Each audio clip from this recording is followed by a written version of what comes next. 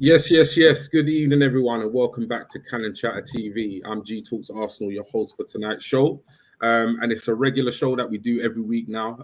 It's not the lock-in. Tonight is the last orders, where we're basically going to be obviously looking back, going back in time and looking over the Leeds victory at the weekend. We'll be talking obviously some futures of some Arsenal players, notably Balogun and Eddie Nketiah. And obviously the main course, which is the North London Derby, which is taking place tomorrow night in what is an absolute mammoth game for both team season, but notably obviously our season. But as you can tell, or as you can see on the screen, we're not joined by Bobby just yet. Hopefully, he is running a little bit late, but hopefully he'll be joining us shortly. However, we are joined by a special guest, somebody who has definitely appeared on our show more than once, a couple of times now. And we had to. We've been speaking, via DM over the last kind of couple of weeks. And I said, you know what, before the season's done, I've got to get Neil back on. So yeah, good evening, Neil. How you doing? I'm good, man. I'm good. I have butterflies. I've had butterflies since the Leeds victory about tomorrow. So, but Yeah. we'll get to that. We'll get to that. Other than that, life is good, my friend. Life is good. Wicked. Like I said, good to have you back. Thank So what you. we're going to do now is we're going to run the intro and then we'll get right into it. Lovely. Arsenal have gone through an entire league campaign without losing. The first time it's happened.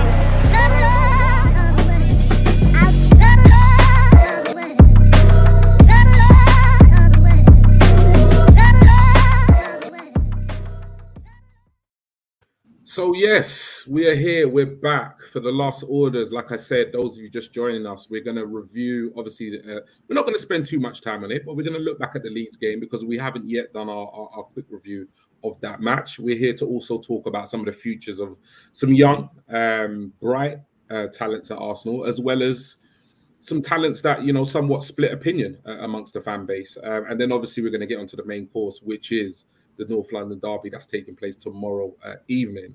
But yeah, before we do that, we'll head straight to the comments. And we've got here Riddy Sakar, evening, Cannon Chatter. How are the nerves? Well, boy, I'll give that one straight to you. I'm gonna give that question to you. We're gonna go back, but yeah, just how are you feeling right now in terms of Thursday night's game? Listen, man. I feel as if like there's gonna be there's so much riding on this game, even though we don't need to win. Yeah. Even though we don't need to win. Yeah. But I prefer points on the board. And Yeah, I prefer a win at White Hart Lane because we haven't won at their new stadium just yet. So my nerves are I'm kind of in and out of sleep sometimes. I'm thinking about it since Saturday. So boy oh boy. Well, for now, contain them, because we're going to get onto it very, very shortly. And I've literally just tuned off of Albert's show, which was absolutely fantastic. So yes, Albert and my Arsenal brothers, big up to yourself, because literally this guy just produces amazing content on amazing content. So big up yourself, Albert. Thank you for joining us. So yeah, we're gonna go back because we're gonna tease everybody. We're not gonna go to the main course straight away. We're gonna touch upon obviously the Leeds game, which took place at the weekend. In what was equally a vital game. It feels like all the games coming up nowadays are vital games, like people keep saying. 5 cup finals, 4 cup finals, now 3 cup finals. So we'll go back to the lineup ahead of the Leeds game. And this was the lineup. So we had Ramsdale in goal. We had Tomiyasu, a back four of Tomiyasu holding Gabriel and Cedric. A midfield kind of pivot or two of Elneny and Xhaka.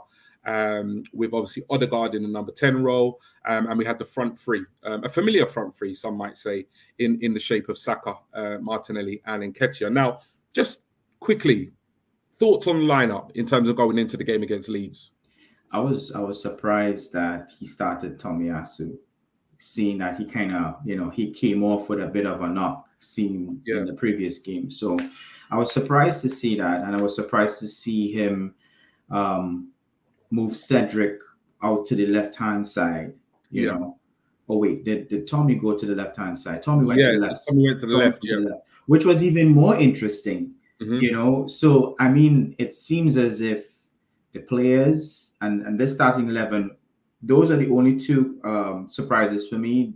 Everything else more or less was I think was automatic, but it shows it's showing a lot. It shows that Arteta has faith in these players, and it shows that the players have faith in them because they came out with a win. Definitely. And to be fair, I can echo everything you said. I think most recent times, I think where we compare it to last season, where there was loads of like chopping and changing, that the lineup is a familiar lineup. Obviously, we take into account the absences of Tierney and Partey, but right now you can pretty much pick the team. There might be some differences, like you said, in terms of where people might be playing, but generally you see the lineup and there are no raised eyebrows. You kind of you see what you expect to see a lineup like this, and for me, that's exactly what we got. So I was pretty pleased, obviously, with the lineup. Now, we're not going to go into the game in too much detail because I know people are going to watch this back, are really eager for us to get into the North London derby. But in terms of the performance itself, obviously we walked away with a 2-1 win against Leeds. What did you make of the performance and the result as a whole? As a whole, I thought that it was a great result. A win is a win. Yeah. However, I feel like we didn't capitalize on really concreting that win. It was kind of scrape and gather at the end, towards the end. And this is nothing kind of new because we've had teams gone down to 10 men in the past, and we've kind of struggled against them. Some teams actually came back and either drew or won against us going down to 10 men. So, I don't know what that part about our game is just yet, but as you see, this team has evolved over the 35 games from the inception of this season. So, I mean, maybe that part will come, and when that bridge comes, we'll cross it. But it was a good win, scrapey towards the end, but a win is a win. 100%. You know what it is that I keep saying to people? It's like, earlier on in the season, I was very critical at times, even last season, of the way we were performing, whether that be defensively, whether that be offensively. But we're in the money end of the season now, which I like to call it. And right now, I actually couldn't care less how we perform at this present moment. Like, for me, it's all about 3 points. It's all about points on the board, as we were talking, before we came live, and winning games by any means necessary. Whether that's 1-0 to the Arsenal, 5-4 squeaky bum time. However we get these wins, we just need to get the points on the board. So I completely agree with you. I don't think it was a complete performance. I think we started the game really well. We got 2 quick goals. And at that point, I was hoping that Arsenal would be ruthless enough to, lock in the 3rd, the 4th, and the 5th, and really kind of, take Leeds apart. But for whatever reason, the chances were there, but they weren't taken. And what led to, obviously, I think it was in the 66th minute when Leeds got a goal back from a set piece. And I might add, the first corner we've conceded from this season, which I think is just absolutely insane. But so, big up the defense for that, and obviously the set piece coaches and stuff, because obviously something's working, because we were always, as a team, susceptible to corners and susceptible to free kicks. Always, literally, as long as I can remember, it was always an Achilles heel for Arsenal Football Club. So that's a really good positive. But once they obviously got that goal back, it did make for a tricky last, 20, 25 minutes. And it wasn't as convincing as, the first 10 minutes would have suggested. So it didn't come back to bite us. Luckily, we got the 3 points and we move. Do you know what I mean? So it's all good. It's all good. But that kind of wraps up the Leeds game, because like I said, I think everybody's attention is more or less shifted from that. I don't know about you, but as soon as the final whistle went against Leeds, I couldn't help but think about the North London derby. But we're not going to get into it just yet. We're gonna tease the viewers just that little bit more. You're giving this spoon and pulling it back, man. I keep doing it. However, what we are going to talk about is a massive, massive discussion point right now.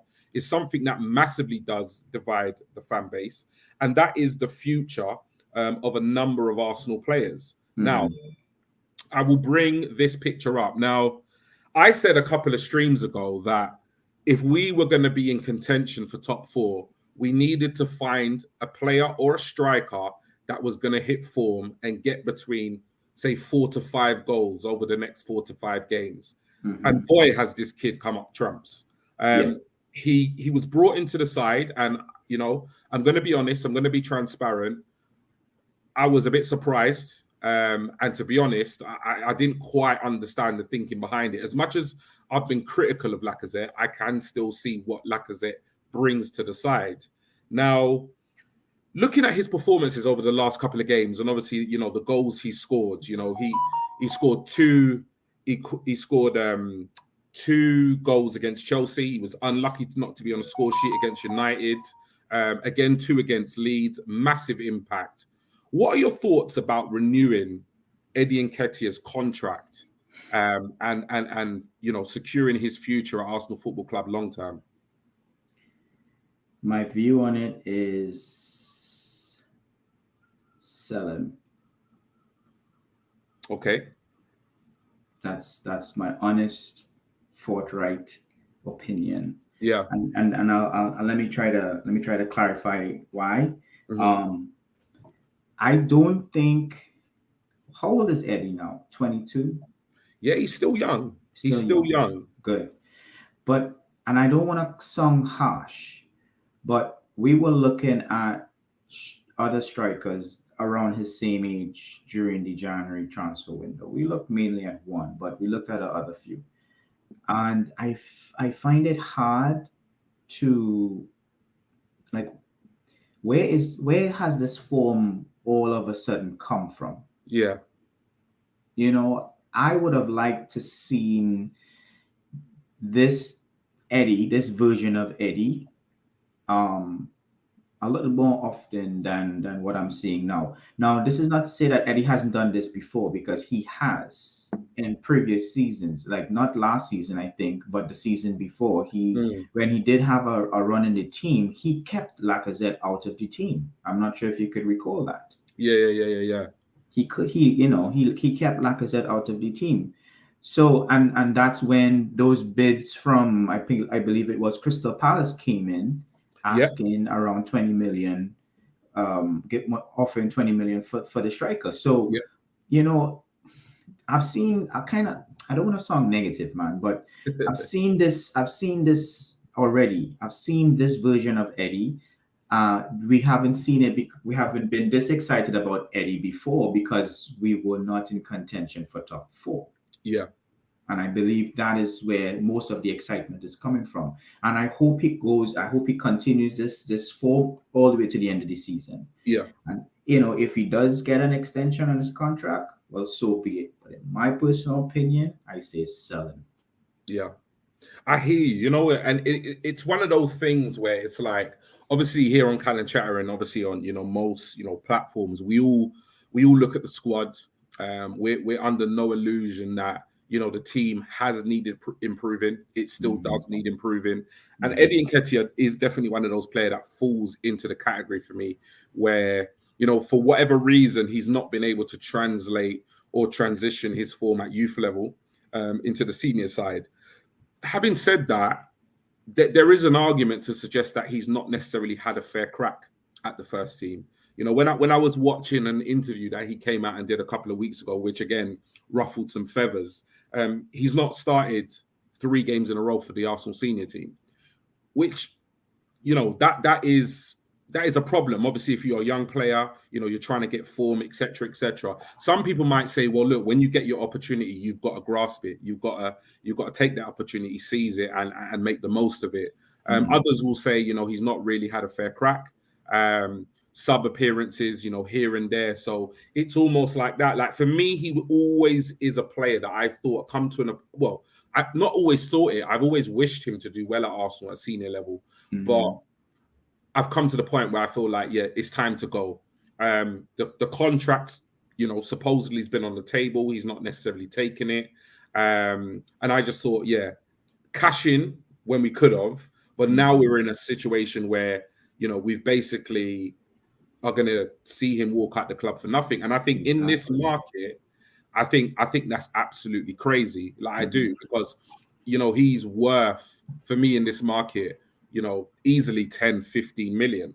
So it is a tricky one. It is a tricky one. At this point, I'm going to bring in my fellow Callan Chatham member because I know he's going to have an opinion on this. Bobby. So yes, welcome to the party, Bobby. And you know what? I'm going to say it. I'm going to say it on air, and I've said it in private message. My bad, Bobby. Basically, we do our shows at 9 p.m. and it was scheduled for 9, but a lot somewhere in translation, maybe I don't know what happened. Yeah, I'm confused. I know. What time is it? I basically didn't translate to Bobby that I was going live at 8. So I'm gonna hold my hands up, Bobby. It's my fault, my bad. I really do appreciate you getting yourself together really quickly and coming on. So thank you very much. You got the hoodie? Yeah, I know you're rocking the hoodie, man. You're rocking the hoodie. So how are you, Bobby? You good? Yeah, man. Life's good, man. Can't complain. Blessed. I've had a blessed week. My third eldest daughter was 16 yesterday, so it's been celebrations and nice food and you know, it goes birthdays. Any excuse to have a party, isn't it? Really, you know what I'm saying? Nice food and stuff. So yeah, man. It's been a positive week. Wicked. You both well? Yeah, man. I'm good, man. I'm good, bro. Nice to see you, Neil. Good to see you again, Bobby. Been a while. Been well. Yeah, it's been a while. Definitely been a while. Wicked. Well, look, Bobby, you've not missed too much. We quickly reviewed the Leeds game, but as you know, and as all Gooners know, right now we're not even really thinking about Leeds. We're thinking about this North London derby, which is taking place, you know, tomorrow night. So, but before we go on to that, obviously we are on the topic of Eddie Nketiah. Obviously, recent form. You know, should he sign the thing? Should he leave on a free, etc., etc. And the last thing I will say is that, like I was saying to Neil, is that I was pretty much convinced that, you know, he is a player that, you know, we should let go and we should upgrade on him. And to be honest, I'm still in that mindset because for me personally, I would prefer him and Laka to leave and for us to bring in 2 strikers. However, it's one of those things where if he were to stay and he were to sign his contract, and it meant, you know, we went out into the market and bought, say, 1 centre forward this season. Not only would we have a new centre forward, an informed Eddie, but also if we were to reflect on Eddie a season later and say, okay, well, he's still not cutting the mustard, we could then sell him because he actually at this point is now worth something rather than walk out the club for free. So I'm still very much in the mindset, regardless of his form, that I don't personally see him to be good enough for Arsenal long term. However, for me, it's not going to be the end of the world if we do keep him, because I feel like there are, you know, positions, you know, players, areas of the squad that can be improved. Now, in terms of Eddie, Bobby, you know, what's your feeling in terms of like this contract? Because by all accounts, the contract's on the table. Arteta wants him to stay, but Eddie Nketiah at this point hasn't made a decision. What do you want us to do with Eddie? I mean, I was firmly in your camp. Remember, we discussed him a few weeks back, didn't we? Yeah. And I said I was firmly in the camp of I was happy for him to leave because he doesn't fit where we want to go, where we want to head to, the type of profile striker that we want long term. Saying that, I totally agree with every single point what you just said. I think what kind of happened was that we had a good run, yeah, and then during that good run, our first 11, basically our best 11, exceeded expectations.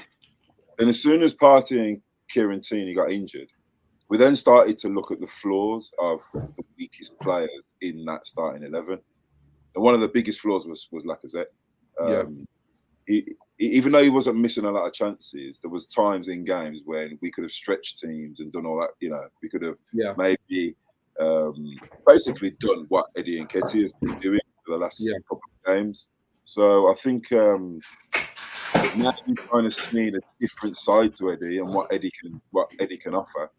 It is refreshing, but as you said, long term, I don't think that he's going to be the answer. Whether he's also going to be happy to sit around and kind of play second fiddle, or because you got to remember he's been at the club since he was 17 now, and obviously he doesn't feel like he's truly rated. Otherwise, we've had a lot of minutes a lot more minutes than what he's had. Maybe his minutes now have come off the back of Lacazette not being as good, rather than us actually rating Eddie, because Mikel actually did say it, didn't he? He said maybe I should have trusted him a bit sooner. Yeah, he did. So I don't know. Maybe with that, he could be chasing a big pay packet because he's going to be free. So he'll probably get a big signing on fee and a good deal. And he could be looking to be the main guy. It's all in it. The ball's firmly in his court, isn't it? He can do whatever he wants. And we haven't really got the right to kind of complain about it because we've never really trusted him, have we? We've only really trusted him in cups. So we haven't really said to him, yes, we trust you to be our guy. We were just doing it now off the back of Lacazette not scoring. If Lacazette had scored, I think Eddie's already outscored him, hasn't he? Yes. Yes. So that kind of says it all, doesn't it? You know what I'm saying? Yeah. So I'm not sure whether Eddie's in there off. He's in there on merit now because his performance is good, but he basically backdoored it, didn't he? Because Lacazette hasn't been good. Because if Aubameyang and Lacazette were both still here, Eddie definitely wouldn't be getting many minutes. And it's true, you know, you touch on a really good point because I say, you know, when obviously when you go on Twitter and you go on YouTube and you see a lot of debate about players, and I think sometimes it's like people forget that the player has a big say. So it's like you get a lot of sections of Arsenal fans saying, you know, contract. And then you get a lot of Arsenal fans saying sell. But they forget the important fact that Eddie Nketiah is the guy with all the power at this point. Do you know what I mean? So it's like, it's not really a case of contract, because Arteta's been nothing but transparent. He said the contract's there. It's on the table. We want to keep Eddie. And it's not a case of sell, because if we can only go by what Arteta's saying, the club don't actually want to sell him. So really and truly, the decision is on Eddie Nketiah at this point. And like you said also, which was a very good point, you can't begrudge the guy if you don't sign the contract and he goes elsewhere. Because let's face it, other than the last 4 games, we've not trusted him. We've not put him in the side. Even me, who has vocally criticised Lacazette for his lack of goals, even me that have said Lacazette's not good enough, he don't score enough goals. When I saw Eddie's name on the team sheet, I was like, "Where's Lacazette? Where's Lacazette?" So we all did that. Do you know what I'm saying? So you can't if the boy goes on to score however many goals between now and the end of the season, and he goes and signs a bumper big deal at another club, you can't. What can you say? You know what I mean? Let me just knock in here very quickly. Yeah. So I'm glimpsing at my phone as we speak, and I'm seeing tweets that Arsenal is ramping up. Yes. To go get Jesus. Yeah. It's heating up tonight. Right. So let's just say we get that player. Yeah. And Eddie goes on to finish the season with 15 goals or so between now and the end of the season. He goes on a mad one. He just goes and just bagging goals. Yeah. Here's my issue with that. If Eddie does decide to stay, we have 2 players that are very, in my mind, kind of similar in terms of their structure, the way that they made up, height-wise, everything. And Arsenal needs a target, man. We need a figure inside that 18-yard box. And I feel like that's gonna set us back. We've lost players, a lot more valuable players than Eddie on a free. So True. if that's how it has to go down, that's how it has to go down. Because ideally, this falls right back on the board, on the business side of things. They didn't secure Eddie when they should have. They didn't sell Eddie when they should have. So, you know, falls on Arteta as well, because he didn't play him when he should have. He kept trusting Laka after he went on a goal drought for God knows how long. Yeah. You know, he could have had him in there for a way longer time. So it falls on that side of things. So we just have to bite the bullet and, you know, face the music on it. If he goes on, signs a big deal and goes on to be a 25 plus goal scorer elsewhere, you know, that's something we have to live with. Yeah.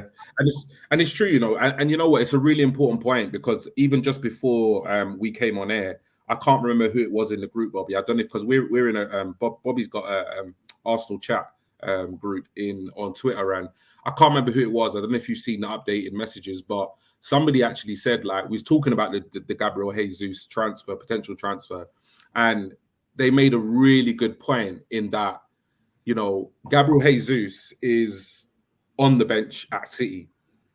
Now, for him to, yes, we know it's about money. We say football's about money, etc., etc., etc.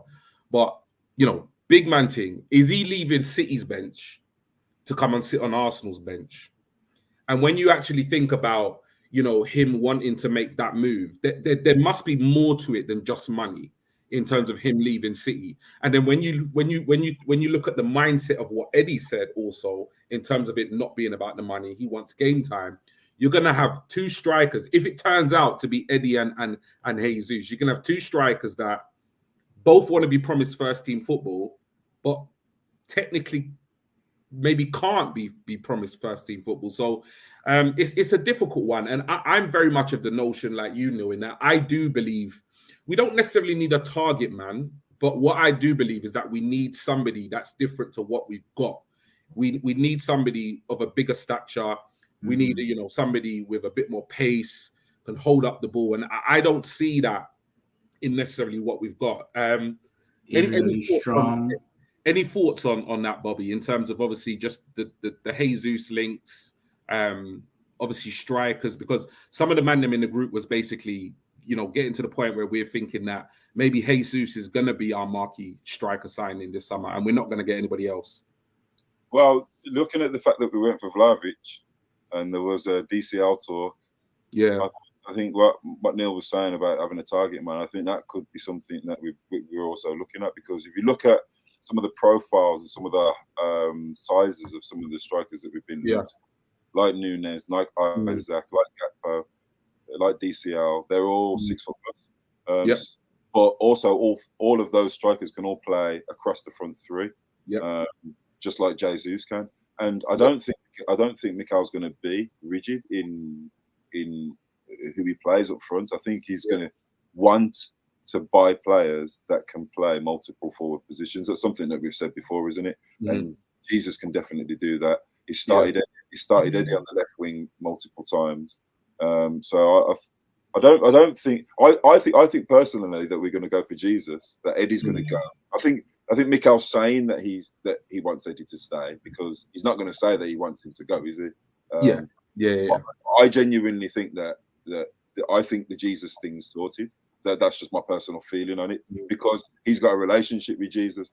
And it's not, even though it's a marquee signing, because he's a Premier League winner, several Premier League winner. He scores goals in the Premier League. He's Brazil's number 9. He starts up front for Brazil. So, you know, this kid could be our marquee signing, but I could also go out and see us spending another 50 to 70 million on someone like a Nunes or an Isaac, or I'd be in dreamland, I'll tell you. Or maybe get a Gakpo, because you know, the funds are there, and also the need is there as well, isn't it? Because especially if we get Champions League, that could probably change it as well. That could probably I see Gabriel Jesus as a combination of Lacazette and Eddie Nketiah, because he goes deep and he's a fox in the box at the same time, like Eddie.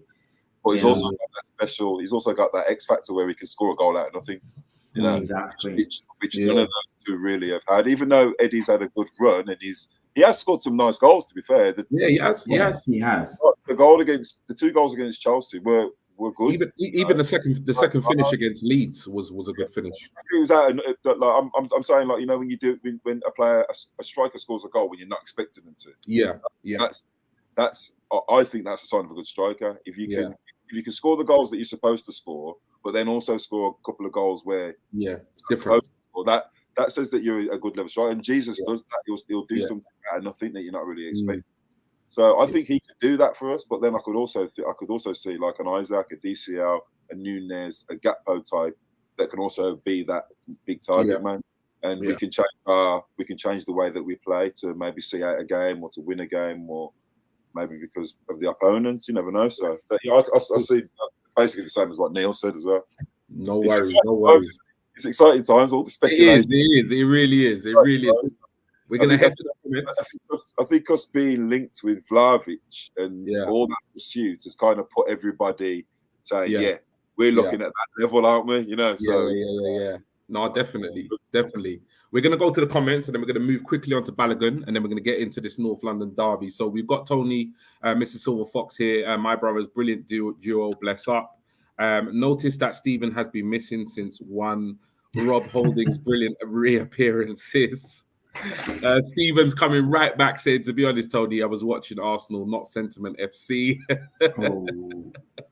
Mr. Silver Fox, haha, there you are, Stephen. Yeah, he's there. Listen, I'm telling you, Stephen's like Big Brother. He's always watching. Even when he's not there, he's watching. That's terrific trio now. Yes, Bobby's here. So the terrific trio is here. I'm keeping Eddie. Okay, Mr. Silver Fox. I didn't quite expect that from you. And here's the thing: can't Darwin Núñez and Gabriel Jesus play anywhere along the front line? Yeah, and that's exactly what Bobby was just saying. They can play across the front line. So at the same time, you know, both right in terms of Neil saying, you know, we do need a target man. And obviously Bobby saying playing across the front three, and that's what he's looking for. He's looking for, you know, a centre forward, a target man, but that can be fluid, you know, in terms of where they can play. So it's all good. And blast from the past. I've not seen you for a while, Gary. Don't waste the tweet. Hello, G and panel. Nice to have you. Good evening to you, Gary.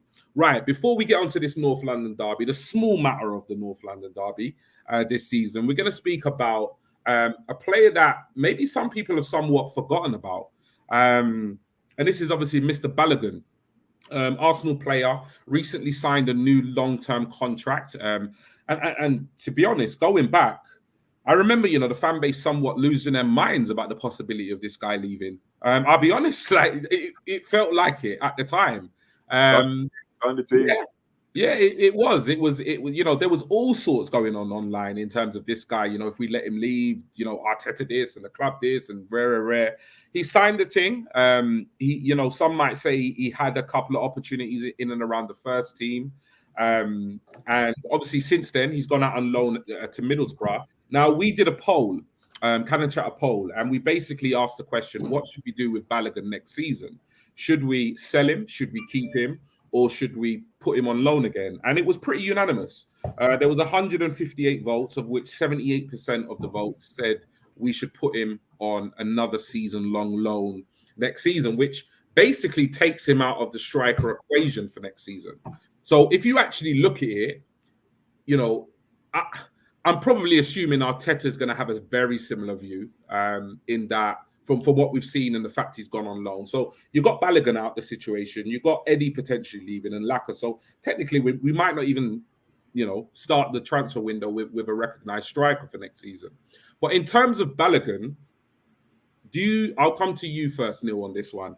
First of all, do you agree with the poll in terms of keep, sell or put out on loan? And obviously two, why? I'll keep him. That's one. And two, reason would be we need a cup striker. We need a striker in the Carabao Cup and the FA Cup. For as long as we remain in there, we need one of those strikers. And I believe that format, that level is gonna, you know, it's gonna bring his level up as a striker. What I think, because, you know, we saw him going into the first team and we saw that, okay, he might not have been kind of ready for it, but, you know, the opportunity is there for him. You know, he signed a deal, keep him and have him there in the squad. You never know what can happen. If Laka and what's his name, Eddie leaves, we bring in two strikers. What's so bad in having him as a striker, as a third striker option? Yeah. Okay, no problem. Bobby? I kind of agree with that. It's a bit 50-50 for me. Because I've known of Balogun since he was 15, 16. He wasn't as prolific when he was really young, but then he had two stellar seasons, and that's just kind of propelled him into everybody's thinking. I think what Neil said is right. Yeah, he could do that job, like what Eddie did last season, coming up in Europe, and not obviously in Europe, but in the Carabao Cup. I think he scored like 7 goals in the Carabao Cup this season, Eddie.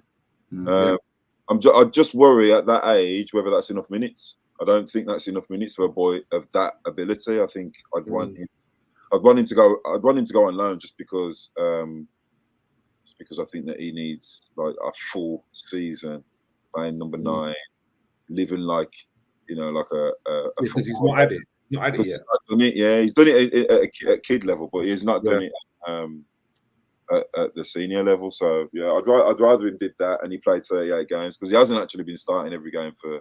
No, he hasn't. Even though he's had some nice flashes, he's scored a couple of nice goals. He hasn't really. I wouldn't say that this loan has been a successful one for him because he hasn't started that many games. So even though, I think it's a good idea to keep him and play him in, our C category kind of games. Yeah. I also think it would probably benefit him in the long term more if he played next season, because next season he's going to be 21, isn't he? Yeah. It's kind of like gone past your development stage, then, is it? And then we're not looking to loan you after that. You're looking that you need to be making weight in the first team or being sold, basically. And I've always agreed that the boy's a lot more talented. He's got natural ability where Eddie Nketiah hasn't. I think what he hasn't got, what Eddie Nketiah has got, is the attitude, work ethic, and desire. That's something that hasn't been seen from him as much at Arsenal. But he's got a frightening natural ability, especially in front of goal. So I can see it two ways. But personally, I think I prefer him to go on another loan and get at least 38 games in a season, and then I don't know. He could possibly explode, couldn't he? He could, because I don't think he's really been successful at Borough, to be honest. But yeah, cool, sweet. Right, at that point, we're gonna go to the comments, and then we're gonna do what we're here to do, which is obviously look ahead to tomorrow night's game. So we've got here. Seems when Arsenal see a Brazilian named Gabriel, they're in. Yeah, pretty much. Jeffrey Edu started with G's and it's been good. KDB has hat-trick to finish off the first half. Okay. Just saw ridiculous goal. Serious. I need to catch up. Man. There's some big games tonight, man. Dribbled from the edge of the side of the pitch, slapped it into the bottom corner with his left foot. It's just the kid's just ridiculous. It's gonna be. I know, Bobby, you're not a fan, but listen, they're gonna be dirty next season with Haaland, man. I swear to God, they just are, man. Gary, that left to be seen, man. The German. I know. You know what? I noticed. I don't know. A lot of people got mixed opinions, but I can't help but think this guy's gonna absolutely tear up the Premier League. But you know what I mean? It wouldn't be the first time I'm wrong, so I probably will be wrong. I watch because Drew played with my son Bellingham, so I watched him quite a lot. As soon as he went to Dortmund, I watched pretty much every one of Dortmund's games, and I've never been a big Sancho fan. You know that we actually tried to get Sancho from Man City when he didn't. He didn't sign his pro deal, and Wenger took Sancho around Colney. We was one of the clubs that was actually in for him, but obviously he went to Dortmund. But I've watched a lot of Dortmund. I like Dortmund. They play football, but for me, I wasn't Sancho's biggest fan. I thought he was good when he was a kid. He had a massive name around him. But I think what going to Germany did was enabled him to play at a decent level. A lot of games, obviously got himself out there. But I think now at a struggling Man United, we're kind of seeing where he's at. And I think the same will be for Haaland. Jack Grealish kind of pretty much destroyed the Premier League with Aston Villa, and we've not seen him at all at Man City. And I watch Haaland in Germany because obviously there's been a lot of hype around him from when they got him from Leipzig, and he's a fantastic finisher, but he's not a great footballer. His first touch isn't great. He doesn't go looking for the ball. He doesn't really make things happen, and he has massive spells where he's not really in the game. I think people forget how young he is as well. He's still a kid. 21, right? Yeah, he's still a kid, and he's not really played. For like, I don't think he's played more than 30 games in the season. I don't think he actually has. He's always been injured. He's got a chronic back injury. I've been seeing that. A couple of people shared some stuff in the group saying about like his injury record and how.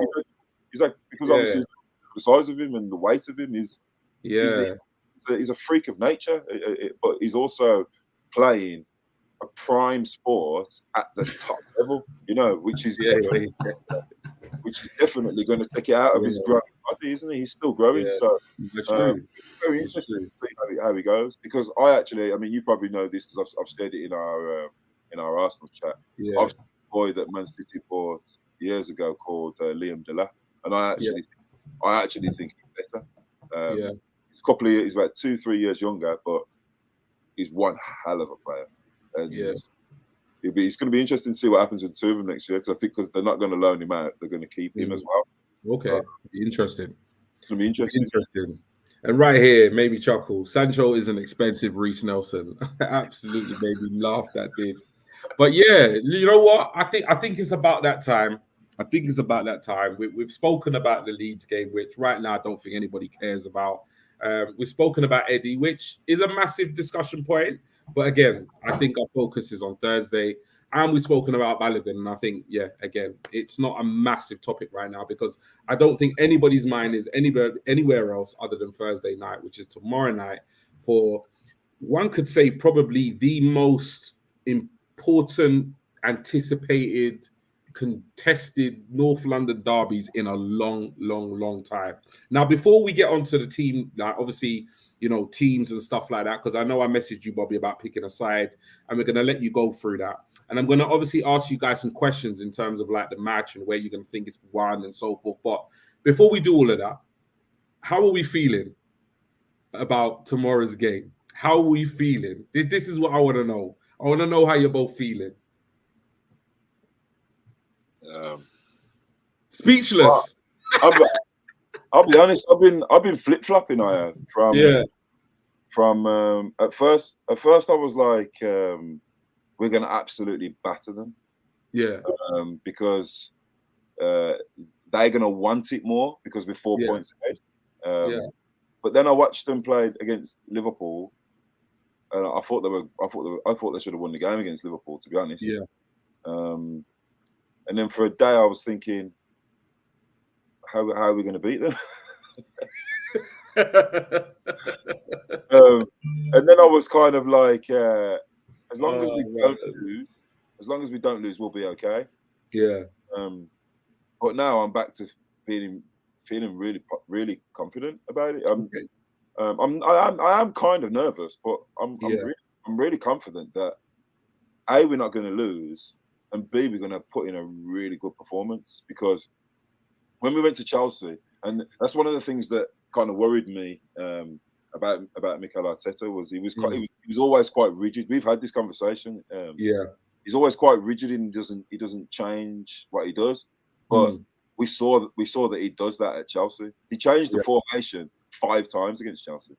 5 times. Yeah. Tuchel even said it in his press conference afterwards. He said, I didn't know what formation they were playing. He kept on changing the formation.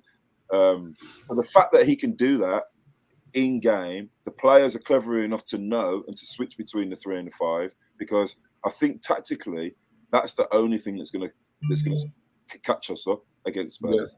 They're 3-4-3. Conte's got that 3-4-3 drilled. He's got Ben Davies and that back 3 playing really well. But they've got weak players. We've got strong players. They've got a fantastic front 2, but we've got a fantastic back 5. They've conceded a lot more goals than us. They don't get many clean sheets, and they only know how to win games one way. So you're confident? Kane and Son. Well, I'm just spitting facts now. They only know how to win games one way. Kane and Son. We've won games by set pieces, by Itosari, by Saka stepping up, by ESR coming off the bench, by changing to a deep 5 block, by popping teams off the pitch. We've won games so many different ways this season. I think that we will find a way to win. I don't even know whether I know that we won't lose. But I'm confident that we're not going to lose. Wicked. I love it, man. You're making me feel more confident. My predictions have been shocking this year as well. Neil, I'm coming to you.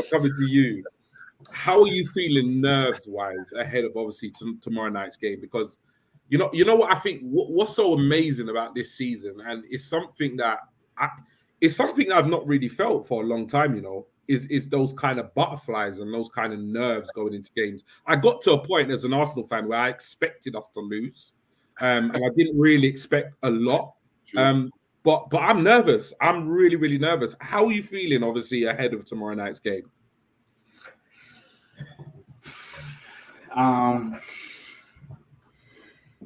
It's more of an anticipation type of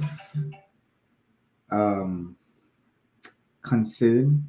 Yeah. Versus like the nerves are there, but the nerves are different. It's not, oh God, we're gonna go there and get embarrassed. It's not that. It's no longer that. Yeah. And you're right, there's a difference. Even all the way here in Florida, Arsenal feels very, very different. This is a different team. Yeah. All right. They have 11 players, we have 11 players. Right. And as you all can recall, I said just before my little break that I could see us finishing third. And right now, I mean, Chelsea is winning, so they're 4 points. But if we want to win, we're still 1 point behind. And I feel Chelsea has a loss in them in their remaining games. So let's see what happens there. But as of tomorrow, North London Derby, White Hart Lane at the brand new Toilet Bowl.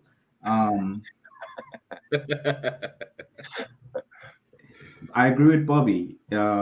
Spurs only knows how to win through Son and Kane. I feel if we could win the midfield, we could win the game. And in most cases, that's how you win games. You win the midfield. And I feel like our midfield is very disciplined versus theirs. Højbjerg has a rash challenge in him. He's clearly afraid of the goal because he could have won the game for them versus Liverpool. He had an open goal in front of him. Wow. Yeah, crazy, right? So I am nervous. I am concerned about a few things. I know Arsenal have the pass in them sometimes, but we're going there. The Holland boys they're gonna show up because they're gonna want it. They wanted it just as much as they wanted it when they went to Chelsea and they did what they did. Yeah. Right. Yeah. Do I feel we win? Yes, it'll be close. Okay. It'll be tight. Okay. But we will come away with a win. Okay, no problem. Right. We got in the comments here. Arsenal need to get 2 wins in the next 3 games or 3 points tomorrow, and they are done. Take the easy one, Arsenal. No, well, yeah, let's get it. Joe Guna, good evening, Joe Guna. Spit them facts, Bobby. 100%. Sup, guys? Now, man, we're all good. We're all good. So at this point, obviously, I've gauged the nerves.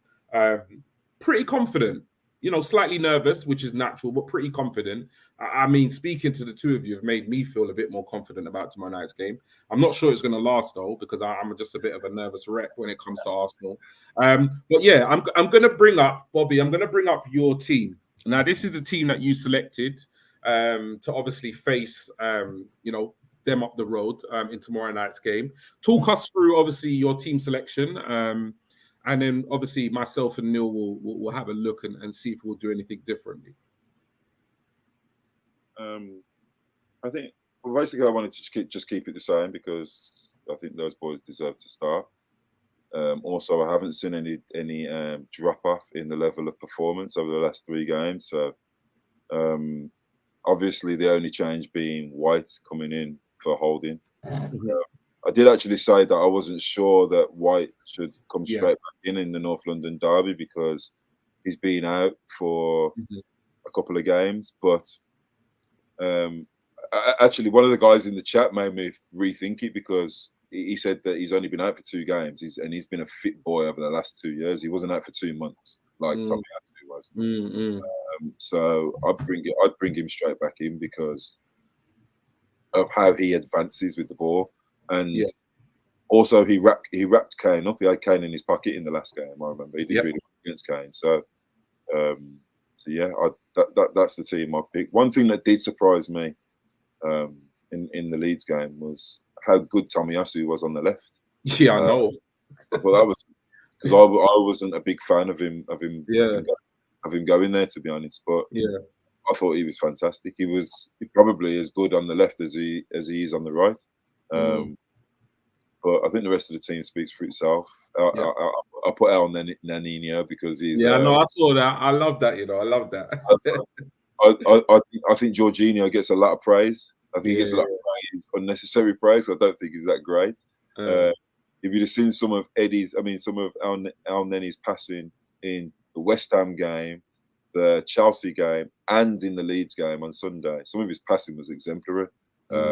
Say he only passes forward, and he only passes sideways, and that was one of my biggest criticisms of him. But he was firing the ball forward. He was finding Odegaard in between the lines, and he was putting Martinelli and Eddie in behind as well. So it seems like he's getting a bit of confidence from the manager, and he's running with it. And also, he's in his last year, so maybe he's trying to get his new deal, which is obviously So, I thought Saka was good, a lot better in the last game as well. He stepped up because he seemed dropped off a little bit. You could tell he got a bit hacked. And I did actually read today that he could be down. Yeah, there's some team news. So we don't know whether it's mind games or it's actually factual, but Arteta did say in his press conference that Ben White is a doubt, Saka is a doubt. They will be assessed. So we'll just have to kind of wait and see with regards to that. But come to you, Neil, obviously with regards Bobby's team. Obviously, thoughts on the lineup and, would you do, if anything, differently from the team he's selected? I have 3 concerns about Tottenham. They have a super sub on the bench, Bergwijn. Yeah. And then we have Son and Kane to worry about, right?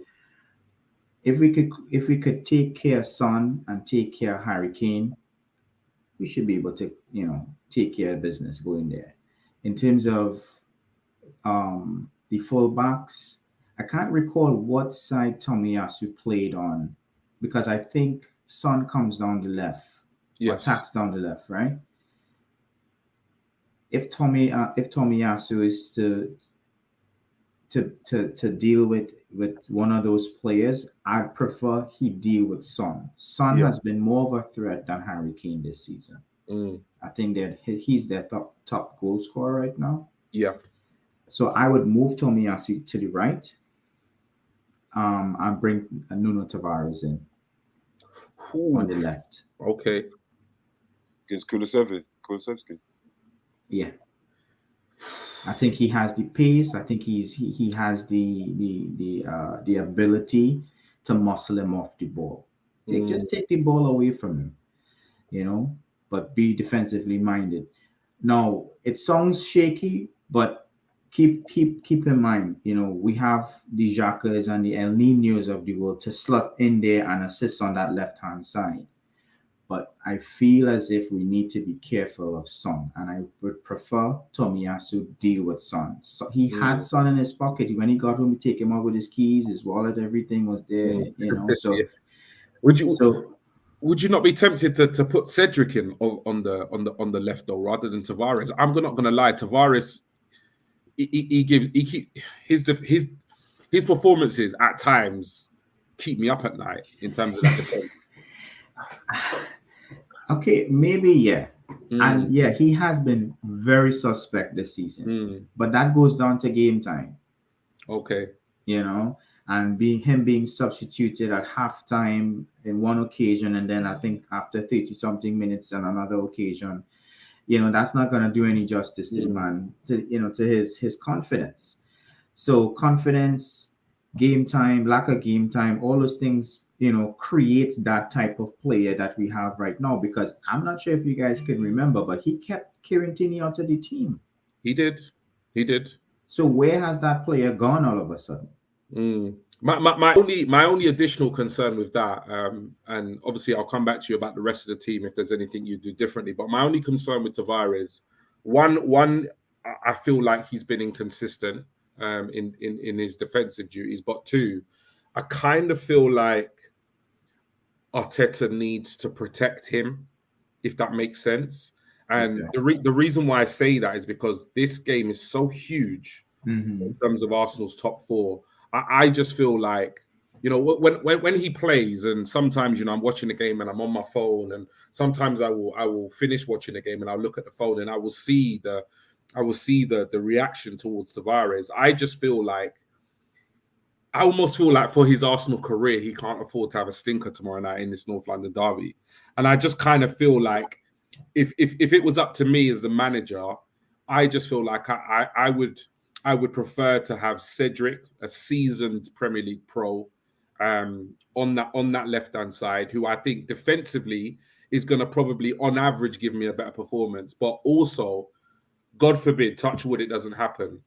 If he were to make a mistake, I just feel as though Cedric would be in somewhat of a better space in terms of his mindset, his age, his experience, his Arsenal career to kind of take that L. I'm just not sure. I'm not sure if Tavares was to come in against in the North London derby tomorrow night and put in a performance like he has in some of the performances he's done. Yeah, I'm not sure there's any protecting him after that. I don't know. I don't know how you guys feel, but I don't know. I just feel like in terms of his Arsenal career, where he's at right now and his age and his inconsistency, I honestly feel like a poor performance in tomorrow night's game, and it could just be curtains for him.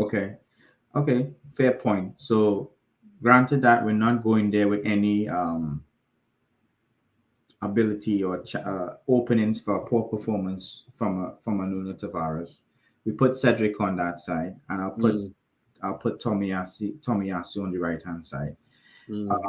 Rest of the team seems pretty straightforward to me. I'm not sure if Ben White would start, though. I feel Holden is probably gonna get the nod ahead of Ben White. Yeah. But we'll see how it goes. But yeah, man. Other than that, again, the team picks itself, man. Yeah, it does. It really, really does. We'll go to the obviously the chat, and then I've got a couple of questions for you. Here's a stat: just one of the last 17 halves between Arsenal and Spurs has been goalless. Wow. So yeah, it's a goal scoring game. Cedric and Tomiyasu got it. Tavares can get the next 2 games maybe. Okay, if we secure top 4. Gabriel hasn't been able to support Tavares. Let Arteta work on that in the summer. Okay. So right, these are a couple of questions before we wrap things up. Now, I'm coming to you first on this one, Bobby. Or actually, I'll come to Neil first because I know you kind of spoke through your team before Neil in the last section. Who, and I mean player-wise, or what is the key to getting a result tomorrow night? What do you feel is going to be the factor?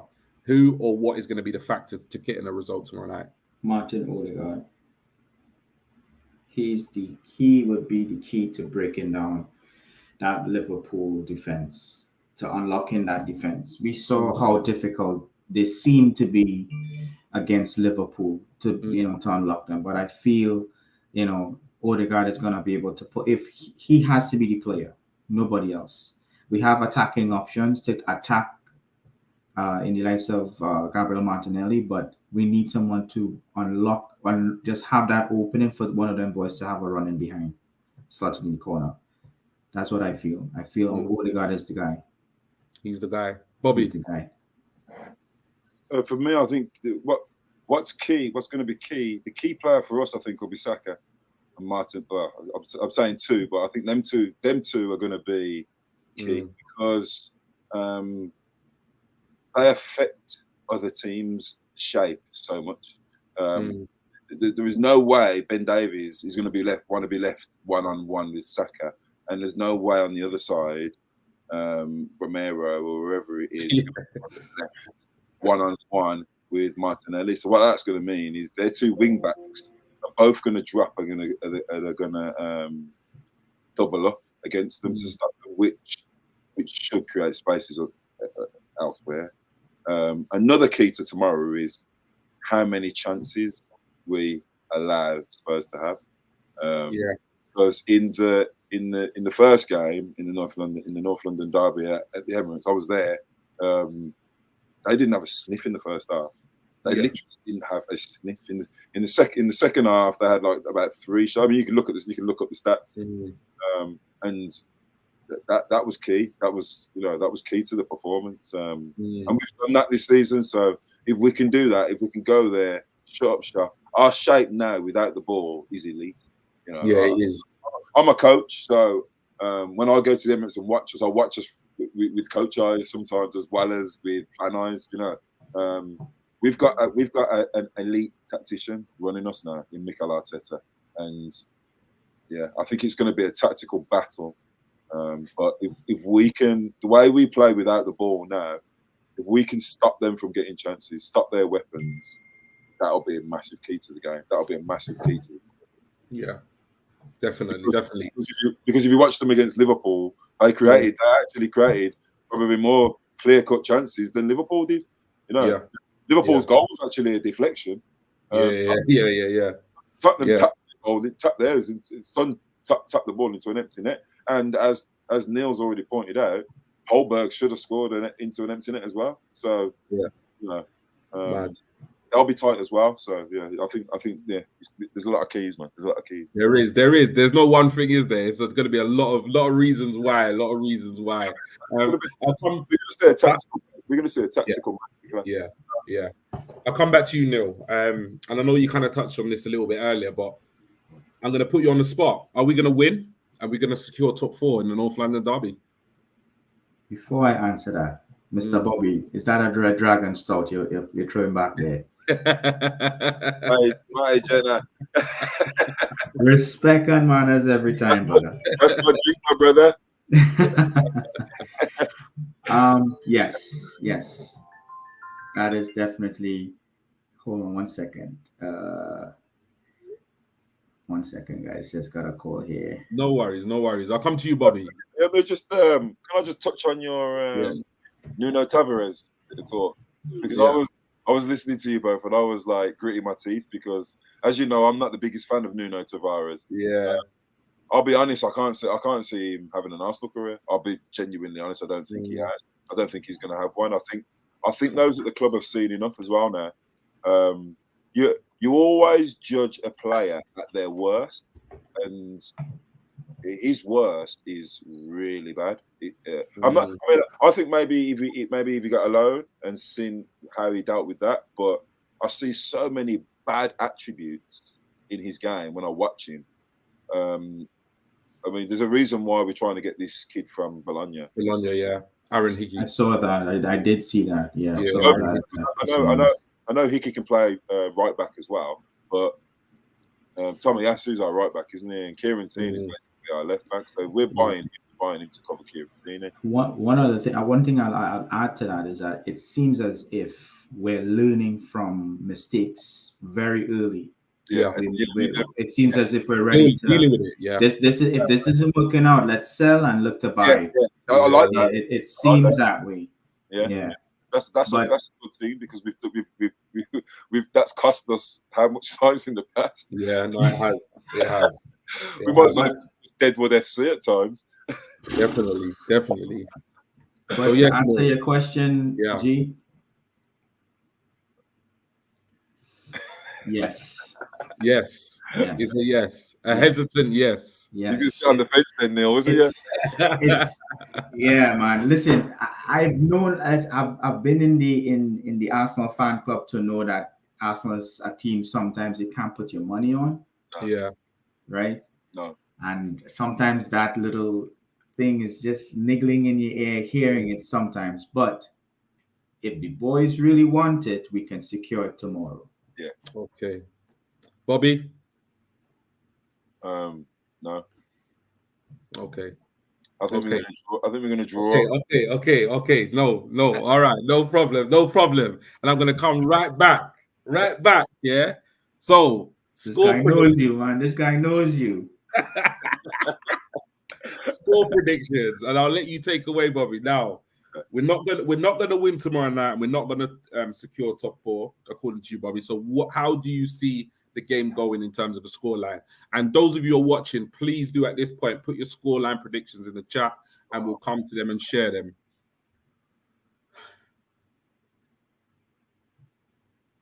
Tough, innit?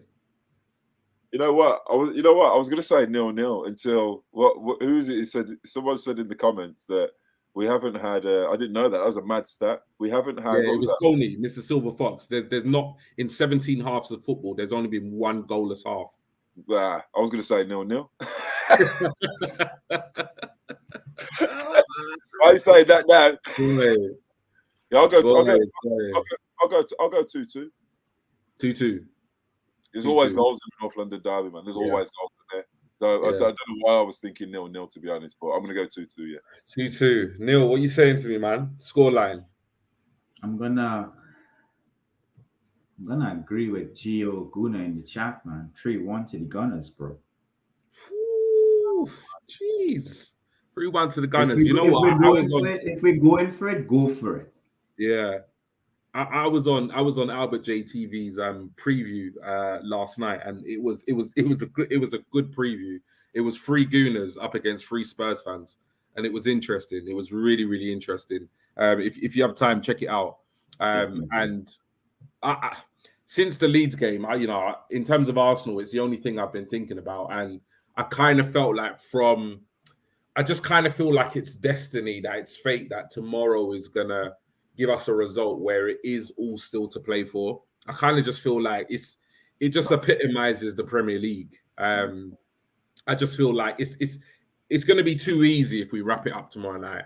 Having said that, I think for Spurs it's a must win, and I think for Arsenal it's a must not lose. And that in itself, is a sticky one for the players to contend with. But let's just hope that Arteta's doing a thing. But yeah, in terms of me, I've predicted it, on other streams, and I'm gonna say I think it's gonna be 1-1. I think it's gonna be a score draw, and then I think it's gonna be we're gonna keep our 4-point lead, and then it's gonna go down to the last, hopefully the last second to last game of the season, if not the last game of the season. But I think it's gonna be a draw, and I think it's still gonna be all to play for. I hope I'm wrong, and I hope you're right, Neil.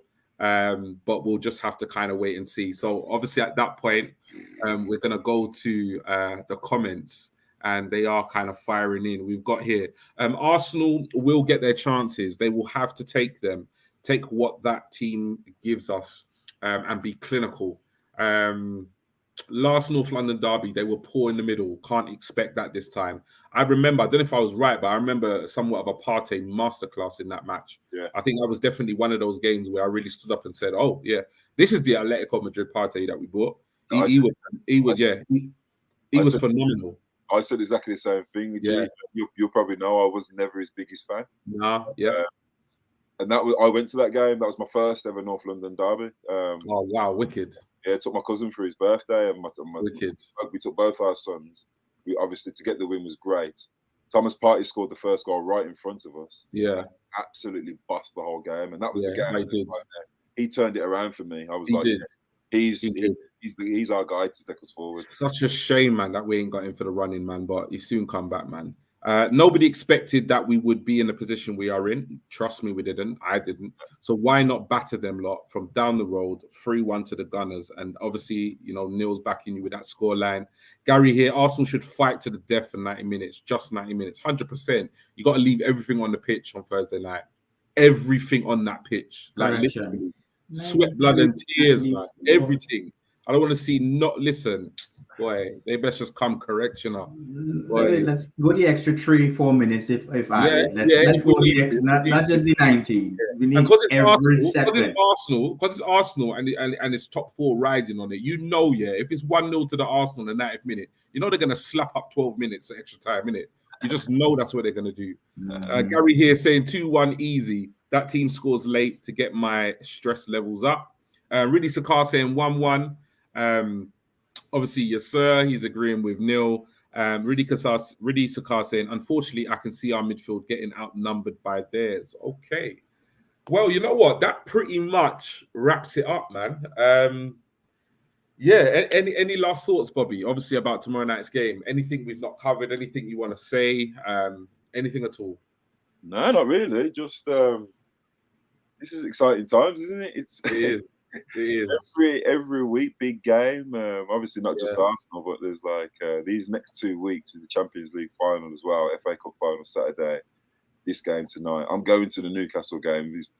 I've actually been to Newcastle before with Birmingham City fans a few years back, but never been there with the Arsenal fans. So it's going to be. I'm buzzing, looking forward to that. My kids bought me them tickets for my birthday. and obviously I'm going to be meeting you in London for the Everton game. So it's we've got an exciting couple of weeks coming up, Yeah, man. man. You know, I'm sitting here. There's 2 games on. Lukaku's just scored. He scored a hat trick in 30 minutes. Like, it's crazy, isn't it? It's crazy. Football's just going off at the minute. You know what I'm saying? It is. Twitter and all the transfer speculation. You got Haaland coming to the Premier. Just a good time to be a football fan. It is. It really is. It really is. No, 100%. But what's up crying tomorrow? Oh man, don't say it, man. Don't say it. Listen, I said to Stephen, if we win tomorrow, I think I don't even know, because if we win tomorrow, I'll probably be going to the shop to get a bottle of Captain Morgan. But I said to Stephen, I said, if we win, I might have to jump on the stream. You know, I might have to actually jump on the stream. But you see, if we lose, forget that, man. I ain't jumping on no stream, bro, because it's just not going to be nice, man. It's not going to be nice. But Neil, any last thoughts? Anything you want to say? How you're feeling? Anything? Just give it to me, man.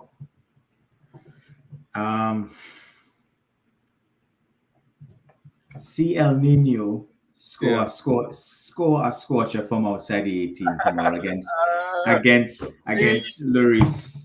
The sea. Wouldn't that be the Egyptian will part the sea? Boy, wouldn't that be something? Did you see him doing his shooting drills the other week? Yeah, listen. You missed one, bruv. He put everyone in the top corner. Bruv, the guy looks absolute beast, bruv. And you know, he's got in his locker. He's done it a few times. He's done it a few times. So, boy, if he can, he scored in the new camp for Arsenal. Yeah, that's what I'm saying. So if he can come up trumps tomorrow night, 35-yard screamer, boy, just quiet, just make the toilet bowl go silent, you know. Elneny, Martinelli, Saka. Yeah, them are 3 goals right there. We're here first on Canon Chapter. Boy. Well, listen, that literally wraps everything up, man. It's been a very enjoyable stream. I can't lie, man. I've enjoyed it. I've enjoyed talking Arsenal. I feel somewhat less nervous, obviously, having graced the stream with you two. So yeah, man. Let's see how it goes, man. But obviously, Neil, thank you so much for joining us once again. Like I say, a real personal, friend of the channel. We always appreciate when you come on. Let the people know, obviously, where they can find you on Twitter, because obviously you got your own platform. So yeah, do all the shout outs you need to do, because people need to get to know you and your content, bro. Real quick, you can find me. I had a bit of a rebrand. So the name of the channel now is called oh wait a minute, I forgot the name of my own channel. Bench Warmers.